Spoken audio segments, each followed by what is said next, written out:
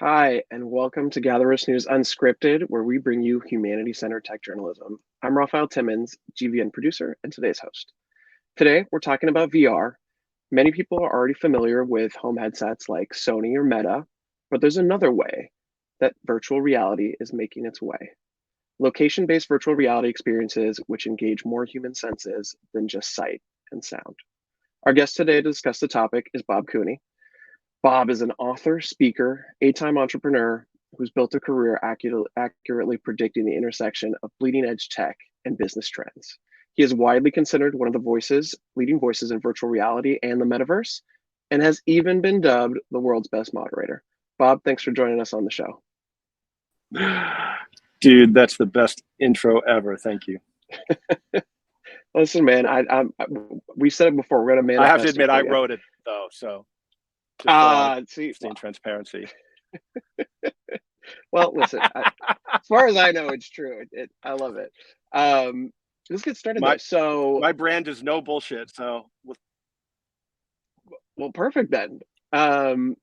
So a lot of people are familiar with VR, with like the Oculus headset, Sony PlayStation headset. Those are really making their way into homes. But you're an expert, and you work in this field called location-based virtual reality.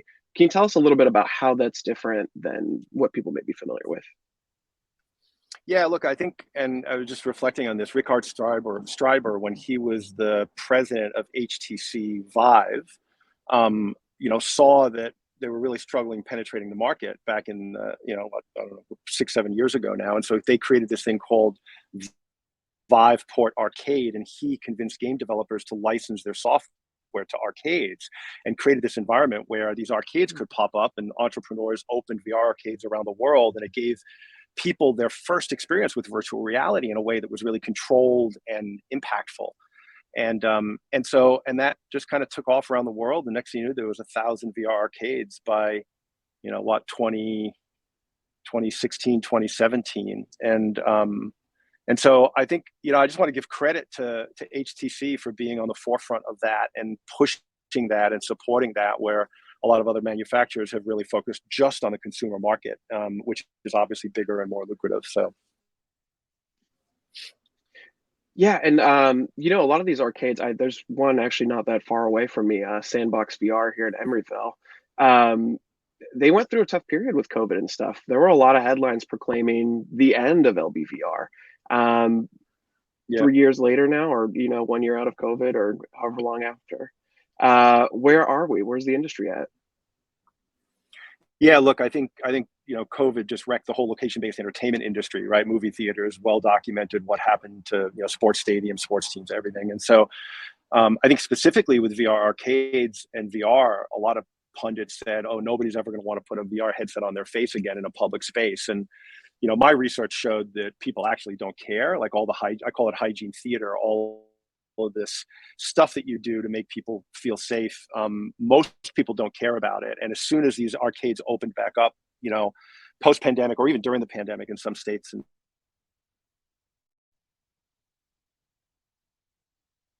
I think we lost Bob there just for a second.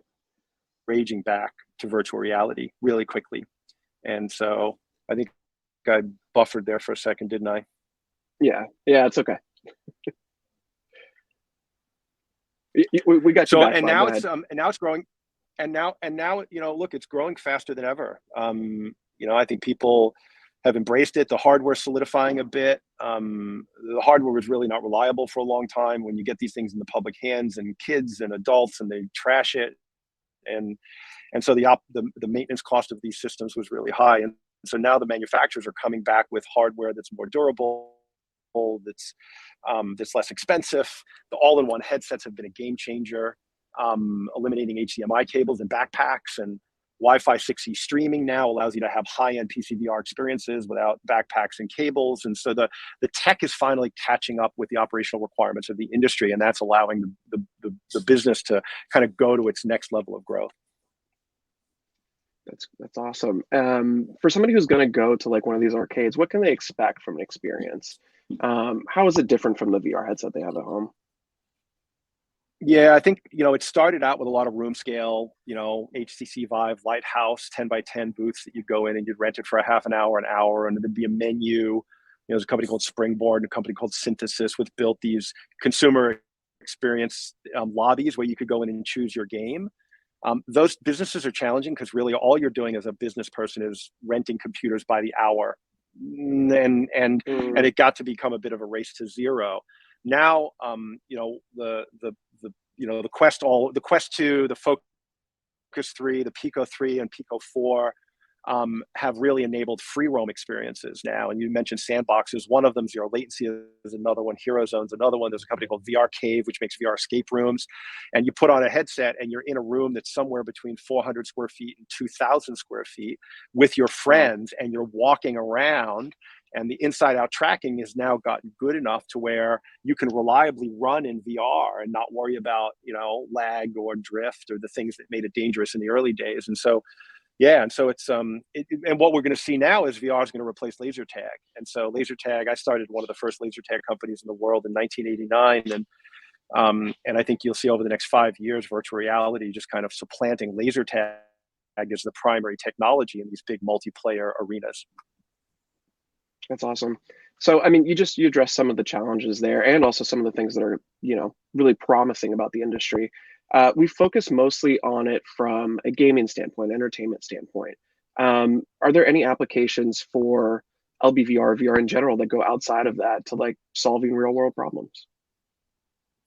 Yeah, yeah. Look, I think there's a big discussion about how much entertainment solves real world problems, right? I think the reason that entertainment exists is to distract us from our real world problems, right? And so, and so I think that primarily that's what happens. I do think that in this age of more and more online media, and there's been a lot of documentation about and research around depression and loneliness, and younger generations of kids not meeting with their friends and meeting online. The Mm, ability to have experiences that you can't do at home, to bring people out to play together in a physical environment where they can see each other and touch each other.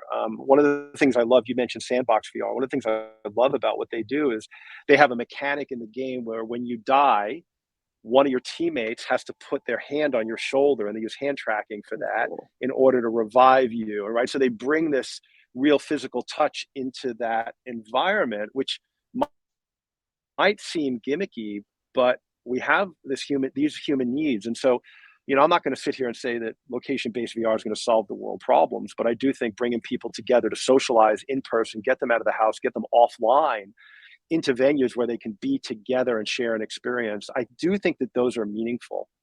So, yeah. Yeah, absolutely. More connection. I mean, we spend so much time on our phones, on our laptops, siloing, but mostly isolated. If we're doing that digitally, it could be cool. Actually, Yeah. I had a question. Are you in VR right now? I see this awesome background. Looks like Uh, you're out enjoying the I sun. I am not in VR. That is actually a Volkswagen Ah, bus that they lifted up on the second story of a tree house in Ecuador.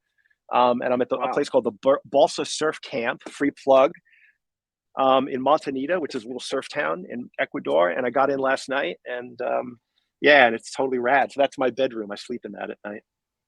That is so, so cool. Bob, I guess just to wrap us up here, where do you see VR in 10 years? What does the future look like? I love that question. Look, I'm one of these guys that believes that virtual reality is going to be the next computing platform. Love him, Mm, hate him, whatever. I think Zuckerberg was right in betting the farm on with Meta on trying to own the operating system for his company. As an entrepreneur, I respect that move. As an entrepreneur, I have challenges with the way the company's behaved regarding privacy and manipulation of people's cognitive states knowingly. Like I've got massive issues there. So there's a paradox there, but I do believe yeah. it's going to be the next computing platform. I'm really excited to see what Apple does when they come to market, hopefully in a couple of weeks. And I think that could become a game changer for all of us. I know we're all in this industry in the VR industry, holding our breath, waiting to see what happens there. And look, and I do hope that, and I wonder if, Mark says that he wants to, use VR as a means to connect people. And I do believe that as the avatars get better, as facial tracking gets better, as eye tracking gets better, and I think that's happening really quickly. The ability for us to connect with people in ways that are meaningful in a virtual environment that's not Zoom in 2D. The virtual telepresence is really powerful, and if as these headsets get cheaper and better, the fact that everybody can have one for $300 and literally be there with their loved ones or their friends in the room and feel like they're there, because we've become this global community. Like online gaming has really, the younger generations, their friends are all over the world, right? They're not in their neighborhoods. And so I think virtual reality has the ability to connect these younger generations of people whose friends are disconnected geographically, and I'm hoping that that's where we go with this stuff, whether that's location based or in our underwear. I don't think it really matters. Totally. That's an exciting vision for the future as a gamer with friends all over the world, and just with friends all over the world in general, being able to connect with them is an exciting concept. Bob Yeah. Cooney, thank you so much for joining us. VR metaverse expert, surfer extraordinaire, and the world's best moderator. Thank you so much for coming on the show today, and you're pretty good yourself, Raphael. That was great. I appreciate you, man. I appreciate it, man, and looking forward to connecting soon. Thanks so much for coming on, Bob.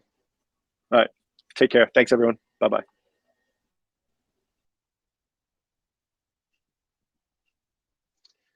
Thank you so much, guys. That was Bob Cooney. Awesome interview. On tomorrow's show, Lisa Bernard will be talking. I actually don't have that pulled up right now, so I apologize, but you guys can check LinkedIn. The flyer will be up shortly. Lisa Bernard is our host tomorrow. This has been GatherVerse News Unscripted. Thank you again, and we'll see you back here tomorrow.